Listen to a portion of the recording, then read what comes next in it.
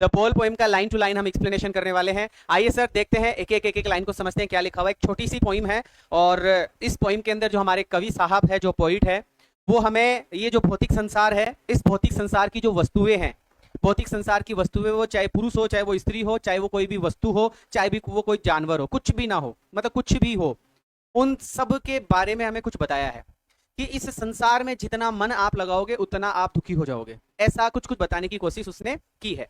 लिखा हुआ है कि sir what is the boy now. एक लड़का है जिसकी बॉल खो गई है, एक छोटा सा लड़का है, उस लड़के की कोई बॉल थी, वो बॉल उसकी खो गई। अब बॉल खो रही है या खो गई, पानी में डूब गई, अब उसकी मन की स्थिति क्या होगी, वो कितना दुखी होगा, क्या क्या उसने आशाएं लगाई होगी इस बॉल के साथ में, ये खेलूंगा मैं, वो करूंगा, कुछ भी एक्स वाई जेड, उससे रिलेटेड सारी बातें हम यहाँ पे करने वाले हैं। समझिएगा कि what is the boy now. What is the boy now का मतलब हम यही समझेंगे कि भैया अब जो लड़का है ना, वो लड़का क्या करेगा। What is the boy. अब इस बॉय से हमने ये समझ लिया कि हमारा जो लड़का है वो अब क्या करेगा। हु हैज लॉस्ट, जिसने खो दी है। लॉस्ट मतलब खो देना, जिसकी गुम गई है, जिसकी खो गई है बॉल। एक लड़का है, उसकी बॉल खो गई है, अब वो लड़का क्या करेगा।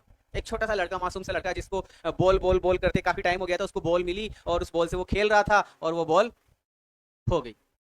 हमें बताया जा रहा है व्हाट व्हाट व्हाट, क्या क्या करेगा वो। What is he to do. अब वो लड़का, डू डू मतलब करना, अब वो लड़का क्या करेगा। व्हाट डू, अब वो लड़का क्या करेगा। आई सो, कभी बोल रहा है कि यार मैंने देखा है, मैंने देखा है बॉल को। इट मतलब बॉल, मैंने बॉल को देखा है गो जाते हुए। जब वो खेल रहा था तो वो बॉल जा रही थी, गो, बॉल को मैंने जाते हुए देखा है। बॉल कैसे जा रही थी, बॉल मुस्कुराते हुए जा रही थी, मेरीली हैप्पीली, कैसे जा रही थी, हैप्पीली हैप्पीली जा रही थी। बाउंसिंग, जंप करते हुए जा रही थी। बॉल यूं ठप्पा मारते मारते, जंप करते करते बॉल जा रही थी। इसी प्रकार से ये जो संसार है ना, इस संसार की वस्तुएं भी हमसे जब जाती है तो बस ऐसे ही जाती है, धीरे धीरे धीरे धीरे रेत का ढेर मुट्ठी में से फिसलता जाता है, पानी का जो मुट्ठा आपने भरा वो भी फिसलता जाता है। ऐसा डाउन डाउन डाउन, नीचे नीचे, स्ट्रीट गली में होते हुए, गली से होते हुए वो जा रही है, मेरी ली खुशी खुशी से जा रही है। And there it is in the water, और वो कहां चली गई, द वाटर। अब द वाटर का मतलब है पानी में चली गई, पानी का मतलब अब वो बॉल वापस नहीं आएगी, अब वो बॉल वापस नहीं आएगी। तो सर ये कुछ कुछ बातें हैं। एक लड़का है जिसकी बॉल खो गई है, अब वो लड़का क्या करेगा। कवि कहता है कि मैंने बॉल को जाते हुए देखा, खुशी से जंप करते हुए वो जा रही है, गली में चली गई और गली से होती हुई खुशी खुशी से वो पानी के अंदर डूब गई। ये एक पोइम का एक स्टेंजा था जिसकी 1 2 3 4 लाइन हमने पढ़ी। सबसे इंपॉर्टेंट बात है कि अब इस पोइम को बहुत अच्छे लेवल से समझना है तो हमें इन लाइंस पे फोकस करना ही पड़ेगा। आइए सर शुरू करते हैं कि sir the poet is asking what will happen to the boy. The poet is asking, जिस जिस वर्ड पे मैं मार्क करूं उसको याद करना है। Asking, the poet is asking, asking का मतलब कवि पूछ रहा है, कवि क्वेश्चन कर रहा है, कवि आप लोगों से, हमसे, सबसे क्वेश्चन कर रहा है कि वो लड़का क्या करेगा। भैया द पोइट इज आस्किंग, कवि पूछ रहा है कि व्हाट विल हैपन, क्या होगा। विल हैपन, विल हैपन का मतलब क्या होगा टू द बॉय, उस लड़के के साथ में नाउ, अब क्या होगा। अब उस लड़के के साथ में क्या होगा, हमें हमसे पूछा जा रहा है कि अब उस लड़के के साथ में क्या होगा। दैट मतलब जिसकी, या जो, ही हैज लॉस्ट, जिसने, जिसने, ही हैज लॉस्ट, जिसने खो दी है अपनी बॉल। उस लड़के का, उस लड़के का अब क्या होगा जिसने अपनी बॉल खो दी है, ऐसा हमारा कवि हमसे पूछ रहा है। What will happen to the boy who has lost his ball, the poet is asking. The poet is asking what will happen, क्या होगा टू द बॉय, उस लड़के के साथ में, नाउ, अब, that he has lost his ball, जिसने अपनी बॉल खो दी है। इट इज अ क्वेश्चन, ये एक क्वेश्चन है बेटा। इट इज अ क्वेश्चन, ये क्या है, एक क्वेश्चन है अबाउट हिज इमोशनल स्टेट। अब बातें आ रही है, उसका जो, उसकी जो भावनाएं हैं, उसकी जो फीलिंग्स है, उस बॉल को लेकर उसने क्या क्या सोचा होगा। उसकी बॉल खो गई। अब बॉल से कुछ भी मान सकते हो, है ना, किसी की बुक खो गई, किसी का प्रिय व्यक्ति खो गया, या किसी का प्रिय व्यक्ति उससे अलग हो गया, कुछ भी हो सकता है, पेरेंट्स हो सकते हैं, ब्रदर सिस्टर हो सकता है, कोई दोस्त हो सकता है, वो आपसे अलग हो गया। तो अब आपकी मेंटल स्टेट क्या होगी, अब आपका इमोशनल स्टेट क्या होगा, वो पूछा जा रहा है कि it is a question. Question ये है कि अबाउट हिज इमोशनल स्टेट, उसके इमोशनल स्टेट का क्या होगा, उसकी फीलिंग्स का क्या होगा, उसकी भावनाओं का क्या होगा, उसकी भावनाओं के लिए एक क्वेश्चन है। द स्पीकर इज वंडरिंग, जो हमारा स्पीकर है, जो हमारा पोइट है, जो बोलने वाला व्यक्ति है, वंडर, वंडर मतलब वो आश्चर्यचकित है, वंडरिंग, वो व्यक्ति आश्चर्यचकित है कि how the boy will respond, कि अब लड़का क्या करेगा। रेस्पॉन्ड का मतलब क्या प्रतिक्रिया देगा, कि हाउ मतलब कैसे, द बॉय विल रेस्पॉन्ड, कि वो लड़का कैसे प्रतिक्रिया देगा टू दिस लॉस, इस लॉस का, जो लॉस उसका हुआ है, जो हानि उसकी हुई है, जो बॉल उसकी खोई है, जो प्रिय वस्तु उसकी खोई है, उस प्रिय वस्तु का, अब उस प्रिय वस्तु का वो क्या रेस्पॉन्ड देगा। ठीक है, एंड मेंशंस, और मेंशन करता है हमारा कवि, और मेंशन करता है हमारा कवि, हमें बताता है कि क्या बताता है, क्या बताता है कवि कि ही सो द बॉल, उसने बॉल को देखा है, गो अवे, दूर जाते हुए, उसने बॉल को दूर जाते हुए देखा है, उसने बॉल को दूर जाते हुए देखा है। The ball did not disappear, ball didn't just disappear, ball न केवल खोई है, डिसअपियर, डिसअपियर का मतलब गायब होना, गायब है ना, डिसअपियर का मतलब क्या हो गया, गायब होना, डिसअपियर, अपियर मतलब प्रकट होना, डिसअपियर मतलब गायब हो जाना।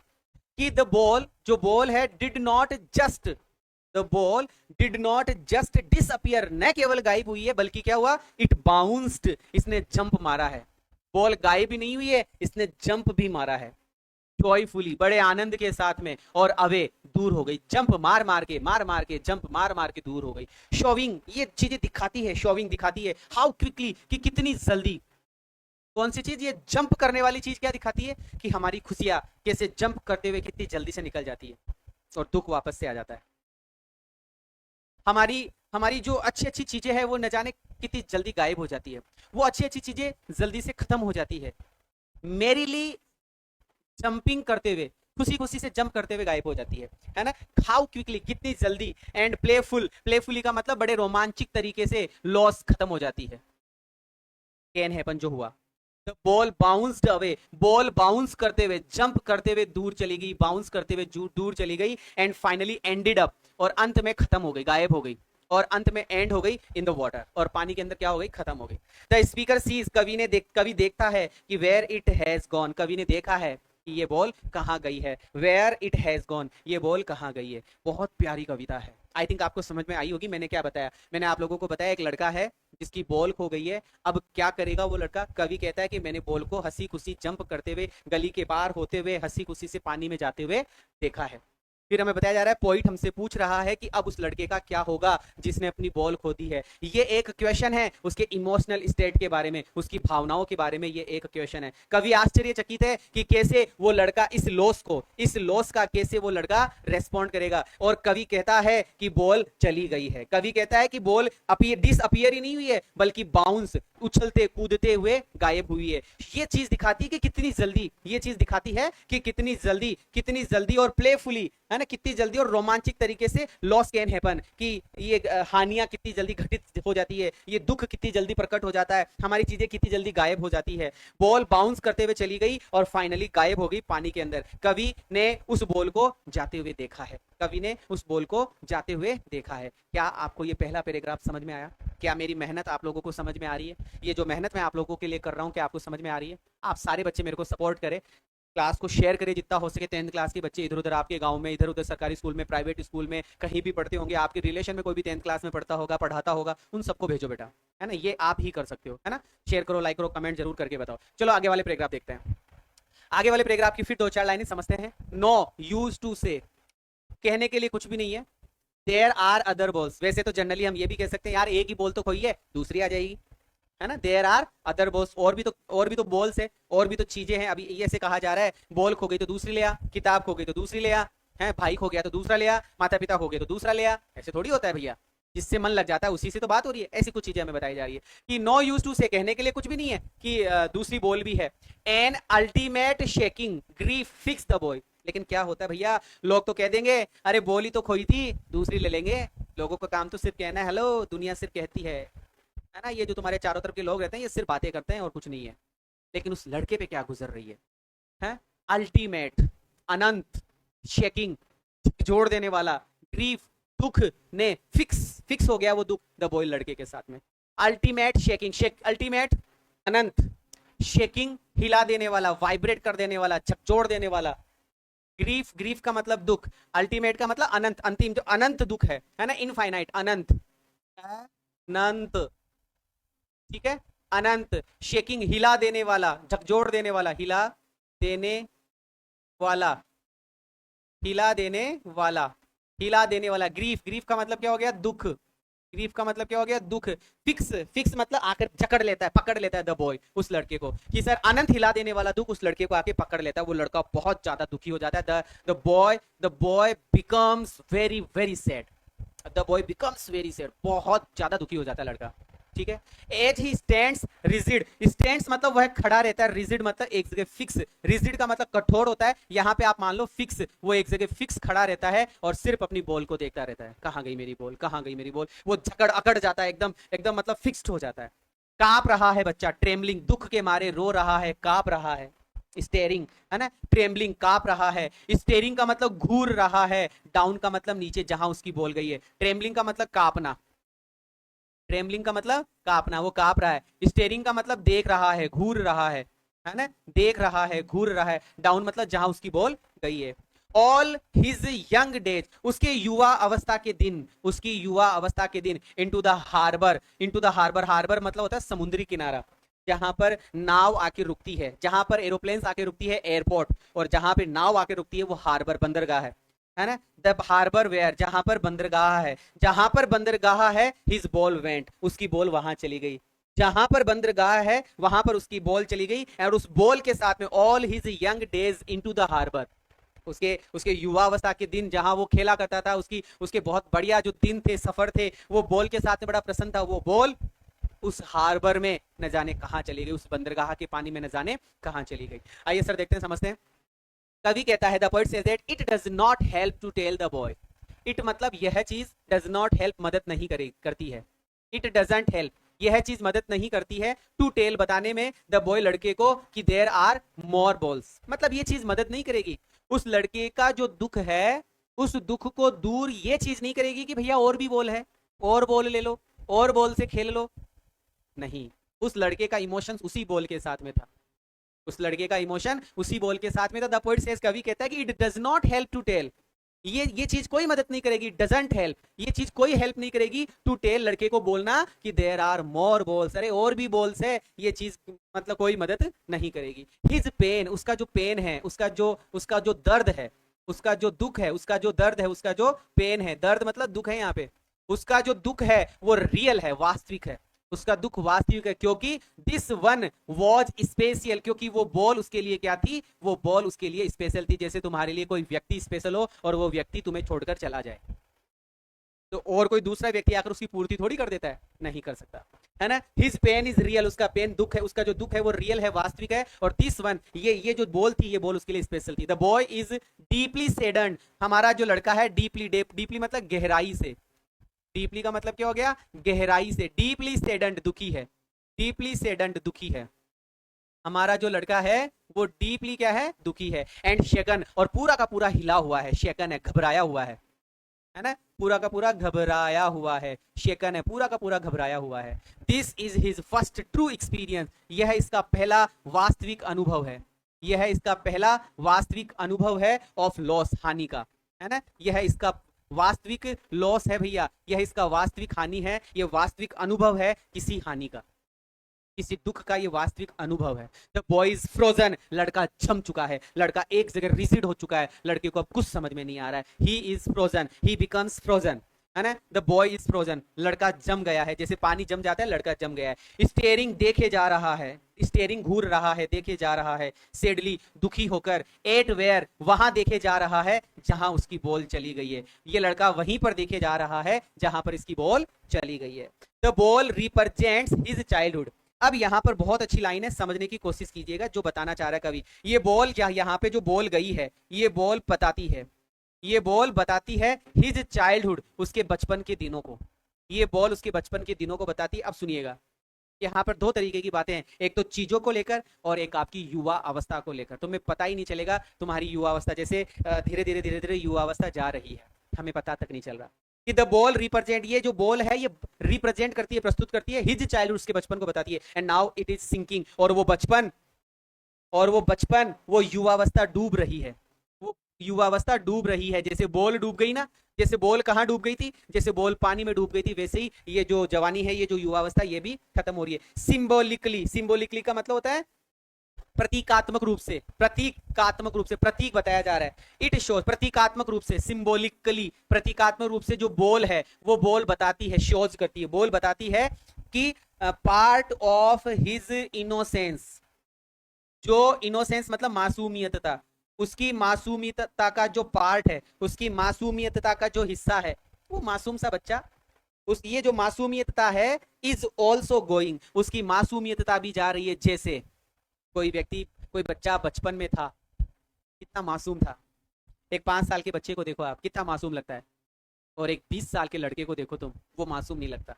लेकिन एक 20 साल के लड़के को देखो, वो कितना मासूम लगता है। लेकिन एक 40 साल के व्यक्ति को देखो, वो मासूम नहीं लगता। तो जैसे बोल चली गई है, वैसे आपकी युवावस्था भी चली जाएगी। एक बार फिर से बहुत प्यारा प्यारा पैराग्राफ है। पोइट कहता है कि it does not help to tell the boy, लड़के को बताना, यह बताना मदद नहीं करेगा, लड़के को यह बताना मदद नहीं करेगा कि देयर आर मोर बॉल्स, और भी बहुत सारी बॉल्स है। हिज पेन, उसका जो पेन है वो वास्तविक है, क्योंकि दिस वन वॉज स्पेशल, ये उसके लिए स्पेशल थी। बॉय जो लड़का है वो गहराई से सैडेंड है, दुखी है, घबराया हुआ है, और ये उसका पहला अनुभव है दुख का, हानि का। ये हानि का या दुख का उसका पहला अनुभव है। लड़का जम गया है और दुखी होकर उस जगह को देखा जा रहा है जहां उसकी बॉल चली गई है। यहाँ पर जो बॉल है वो उसके बचपन के बारे में बताती है। यहाँ पर ये जो बॉल है, ये बॉल उसके बचपन के बारे में बताती है। और जो बॉल थी वो डूब गई है पानी के अंदर।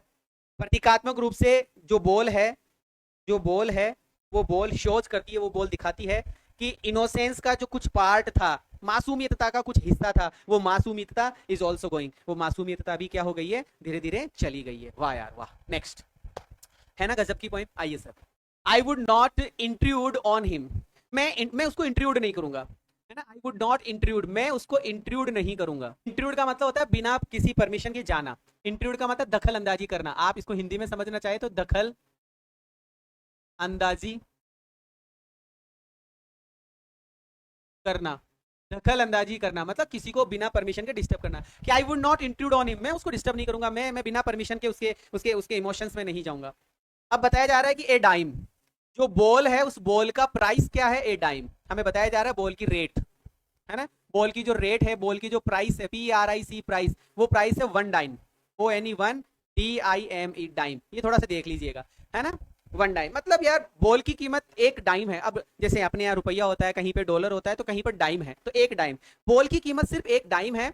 अनदर बॉल, दूसरी बॉल ले लो यार, क्या दिक्कत है, दूसरी बॉल खरीद लो, दूसरी बॉल खरीद लो। बॉल की कीमत जैसे मान लो 10 रुपए की बॉल है और बॉल होगी, तो भैया दूसरी 10 रुपए की और बॉल खरीद लो। लेकिन ऐसे थोड़ी होता है यार।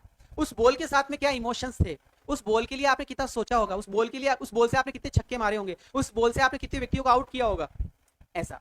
तो बॉल की कीमत 1 डाइम है, दूसरी बॉल ली जा सकती है, लेकिन भैया ये वर्थलेस है ना। दूसरी बॉल लेना वर्थलेस है, वर्थलेस। इसका कोई वर्थ मतलब मूल्य, तो मूल्यहीन है। मतलब 10 रुपए मतलब 1 डाइम मूल्यहीन है, मतलब उसका इतना कोई बड़ा मूल्य नहीं है। लेकिन सर इमोशंस बहुत बड़ा मूल्य है। नाउ अब ही सेंसेज फर्स्ट रेस्पॉन्सिबिलिटी, ही सेंसेज, अब वह सोचता है पहली अपनी रेस्पॉन्सिबिलिटी के बारे में, अपनी जिम्मेदारी के बारे में सोचता है। सबसे पहले वो किसके बारे में सोचता है, अपनी फर्स्ट रेस्पॉन्सिबिलिटी के बारे में वो अब सोचने लगता है।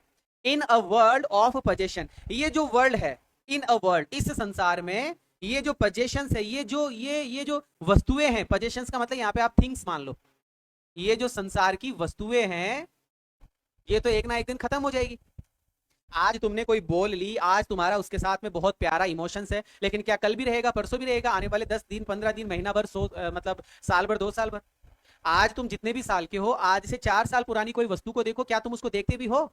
अरे कोई शर्ट आपने खरीदा, उसको 10, 15, 20, 25, 30 या 1-2 साल पहनने के बाद में भी क्या पहनते रहते हो, नहीं। लेकिन जब फर्स्ट टाइम तुम लाते हो तो उसके साथ में आपके इमोशंस रहते हैं, लेकिन धीरे धीरे चीजें फेड आउट हो जाती है, खत्म होने लग जाती है। तो यही बताया जा रहा है कि इन अ वर्ल्ड ऑफ पोजेशन, इस पोजेशन वाले संसार में, इस वस्तुएं वाले संसार के अंदर, इस वस्तुएं वाले संसार के अंदर, इस वस्तुएं वाले संसार के अंदर सर इन सब चीजों को हमें त्यागना पड़ता है। पीपल विल टेक बॉल्स, लोग बॉल्स खरीद सकते हैं, and balls will be lost always, और बॉल्स खोती, लोग बॉल खरीदते रहते हैं, बॉल्स खोती रहती है।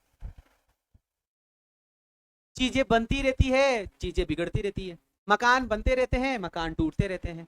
ऐसा कि sir people will take balls, लोग बॉल खरीद लेते हैं, और balls will be lost always, और बॉल्स हमेशा खोती रहती है ना। लिटिल बॉय, वो छोटा सा बच्चा है ना, वो छोटा सा बच्चा, मतलब उसको अब चीजें थोड़ी थोड़ी समझ में आ रही है कि चीजें हम खरीदते हैं और चीजें खत्म हो जाती है, चीजें बनती है, बिगड़ जाती है। आइए सर देखते हैं एक एक चीज को। The speaker decides not to interfere और कंफर्ट द बॉय। सुनना, हमारे कवि ने डिसाइड किया, है ना, I would not intrude on him. I would not intrude on him का मतलब क्या हुआ कि द स्पीकर ने निश्चय कर लिया है, कवि ने निश्चित कर लिया, सुनिश्चित हो गया है कि नॉट टू इंटरफियर, वो दखल अंदाजी नहीं करेगा, इंट्रूड नहीं करेगा, इंटरफियर नहीं करेगा, इंट्रूड INTRUD, वो इंट्रूड नहीं करेगा, वो इंटरफियर नहीं करेगा उसके अंदर। वो क्या कर रहा है लड़का, उसको उसमें कोई इंटरफियर नहीं करेगा और ना ही कोई उसको आराम देगा, ना ही उसको कुछ बोलेगा, ना ही कोई कंफर्ट देगा। कवि ने निश्चय कर लिया कि I will not give him, I will not to interfere him and I will not give him comfort. ना मैं उसको कंफर्ट दूंगा और ना मैं उसकी लाइफ को डिस्टर्ब करूंगा, इंटरफियर करूंगा। ठीक है। ही वॉन्ट्स, वह चाहता है, द बॉय टू एक्सपीरियंस, की लड़का खुद रेस्पॉन्सिबिलिटी उठाए, लड़का खुद एक्सपीरियंस करे, लड़का खुद अनुभव करे और लड़का खुद लर्न करे, सीखे, हिज ऑन, अपने खुद के तरीके से। लड़का खुद के तरीके से खुद सीखे, लड़का खुद के तरीके से क्या करे, खुद सीखे, है ना। हमें बताया जा रहा है कि मतलब यहां पर आएगा कि ही सेंसेस फर्स्ट रेस्पॉन्सिबिलिटी, मतलब कवि ये चाहता है कि लड़के को सेंस आए, लड़के को बुद्धि आए, लड़का खुद जाने। सबसे पहले ये उसकी जिम्मेदारी बनती है कि लड़का खुद जाने इन संसार की चीजों के बारे में, संसार की चीजों के बारे में। तो आइए सर, एक्सपीरियंस करे, लर्न करे अपने अकॉर्डिंग। इवन इफ, यदि चाहे, यू बाय अनदर बॉल, चाहो तो तुम अनदर बॉल खरीद सकते हो, बाय, चाहो, इवन इफ, यदि तुम चाहो तो दूसरी बॉल खरीद सकते हो। And it won't replace the emotional value, लेकिन इट वॉन्ट रिप्लेस, लेकिन ये रिप्लेस नहीं करेगी। तुम दूसरी चीज तो खरीद लो, लेकिन ये रिप्लेस नहीं करेगी उसके इमोशनल वैल्यू को, जो उसके साथ में भावनात्मक संबंध जुड़े हुए थे पहले वाली बॉल से, of the one he lost, वह बॉल जिसके साथ में, वह बॉल जो खो गई है, वह बॉल जो खो गई है, उस बॉल का जो इमोशनल वैल्यू था, उस इमोशनल वैल्यू को नई बॉल, हालांकि हम खरीद सकते हैं नई बॉल, लेकिन उस इमोशनल वैल्यू को कोई भी रिप्लेस नहीं कर सकता, बदल नहीं सकता। जो भावनाएं आपकी उस बॉल के साथ में थी, वो भावनाएं आप इस नई बॉल के साथ में रिप्लेस नहीं कर सकते, बदल नहीं सकते हो। The boy is beginning to learn, अब लड़का सीख रहा है, द बॉय इज बिगिनिंग, लड़का शुरू कर रहा है सीखना, the boy is beginning to learn, लड़का सीखना शुरू कर रहा है कि लाइफ इंक्लूड्स ऑनिंग, जो जीवन है इंक्लूड करता है ऑनिंग थिंग्स। लड़का सीख रहा है कि चीजों को ऑनिंग किया जाता है, चीजों को खरीदा जाता है, चीजों पे हुकूमत की जाती है, एंड लूजिंग देम, और चीजें खो जाती है, मतलब चीजों को खरीदा जाता है, ऑनिंग का मतलब चीजों का मालिक बना जाता है। लाइफ इंक्लूड्स ऑनिंग, जीवन ऑनिंग करना सिखाता है, जीवन ऑनिंग भी सिखाता है चीजों को, और जीवन लूजिंग देम भी सिखाता है। लाइफ जो है, जीवन जो है, वो चीजों पर मालिक बनना भी सिखाता है और चीजों को खोना भी सिखाता है। This is his first step, ये उसका पहला कदम होगा इनटू ग्रोविंग अप, बढ़ने का, ये इसका पहला स्टेज होगी, समझदार, मतलब समझदार होने का ये उसका पहला स्टेज होगा। It is the first step into growing up. The point says that, कवि कहता है कि लॉस इज नेचुरल। अरे यार, हानि तो नेचुरल है, जीवन में होगा ही होगा। आज जिस बैग को तुम यूज कर रहे हो, स्कूल बैग को, वो आने वाले समय में आप हटा दोगे, है ना। तो द पॉइंट सेज दैट कि loss is natural and happens to everyone, और हर किसी व्यक्ति के साथ में ऐसा होता रहता है, और हर किसी व्यक्ति के साथ में ऐसा होता रहता है। आइए सर फटाफट से, द स्पीकर डिसाइड करता है कि अब वो लड़के की लाइफ में ना तो इंटरफियर करेगा, ना उसको कंफर्ट देगा, है ना। वह चाहता है कि लड़का खुद अनुभव करे, खुद सीखे अपने अकॉर्डिंग। यदि लड़का चाहे तो दूसरी बॉल खरीद सकता है, लेकिन जो बॉल खो गई है, उस बॉल की जो इमोशनल वैल्यू थी, उस बॉल के साथ में जो उसके संबंध जुड़े थे, उस बॉल के साथ में जो उसकी इमोशनल भावनाएं थी, भावनात्मक भावनाएं थी, वो भावनाएं इस बॉल के साथ में, नई बॉल के साथ में बदल नहीं सकती है। लड़के ने सीखना शुरू कर दिया है कि जीवन मालिक बनना भी सिखाती है और जीवन चीजों को खोना भी सिखाती है। This is his first step, ये उसका पहला कदम है आगे बढ़ने की तरफ। कवि कहता है कि लॉस जो है वो तो नेचुरल है और ये होता रहता है, लॉस नेचुरल है और ये हर एक व्यक्ति के साथ में, एवरीवन, हर एक व्यक्ति के साथ में ये लॉस होता रहता है। And no one buys a ball back, और and no one buys a ball back, कोई भी बॉल को वापस खरीद नहीं सकता है। जो खो गई है, जो चीजें चली गई है, उन गई हुई चीजों को कोई वापस नहीं ला सकता। कोई चीज टूट गई है तो वो वापस नहीं बनेगी, कोई व्यक्ति मर गया है तो वो वापस नहीं आएगा, है ना। बस वही बात है कि एंड नो वन बाइज, कोई भी नहीं खरीद सकता ए बॉल, वही बॉल जो गई थी उसकी बैक वापस। मनी इज एक्सटर्नल, यार पैसा तो केवल एक बाहर की वस्तु है। मनी इज एक्सटर्नल, मनी तो एक्स है, मनी तो बाहर की वस्तु है, एक्सटर्नल चीज है। ही इज लर्निंग, वो सीख रहा है, well behind is desperate eyes, ये सब चीजें वो एक जगह खड़ा है, वो ये सब चीजें वो अपनी निराशा भरी आंखों से सीख रहा है। डेस्परेट आइज, अपनी दुखी, अपनी निराश आंखों से ये सब चीजें वो सीख रहा है ना। ये सब चीजें वो बिहाइंड इज डेस्परेट आइज, अपनी डेस्परेट आइज के पीछे वो ये सब चीजें सीख रहा है। ठीक है। द एपिस्टेमोलॉजी, ये जो एपिस्टेमोलॉजी है, इसका क्वेश्चन बनेगा। इसका एक छोटा सा मीनिंग बता दूं मैं आपको, नॉलेज होता है ज्ञान, KNOWLEDGE, बस थोड़ा सा इतना सा, अभी तो इतना ही ध्यान रखो। एपिस्टेमोलॉजी का मतलब ज्ञान। The epistemology of loss, loss का ज्ञान, हानि का ज्ञान, हानि का ज्ञान उसे सीखना है। वह अपनी दुखी आंखों से, अपनी निराश आंखों से वो ये सब चीजें सीख रहा है। वो सीख रहा है, क्या सीख रहा है? वो हानि का ज्ञान सीख रहा है। हानि होती ही होती है, लाभ होता ही होता है, हमें ज्यादा नहीं सोचना चाहिए।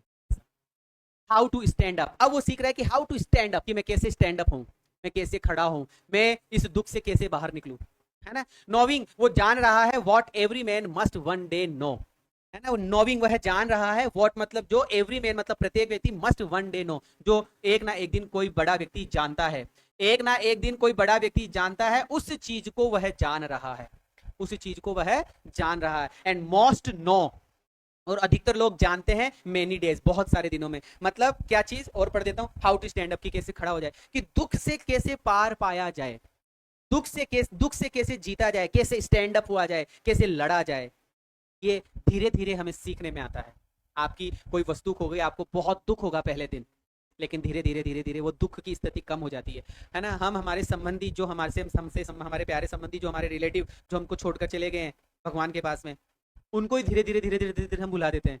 तो बस यही चीज कवि इस कविता के माध्यम से हमें सिखाने की कोशिश कर रहा है कि हाउ टू स्टैंड अप, कि कैसे इनको भूला जाए, कैसे इनका सामना किया जाए, कैसे कैसे कैसे हम जाने, कैसे हम जाने कि ये सब चीजें बस हर किसी के साथ में होती है। आपके साथ में नहीं हुई है, ये हर प्रत्येक व्यक्ति के साथ में ऐसा होता रहता है। Material things can not bring back what is emotional valuable.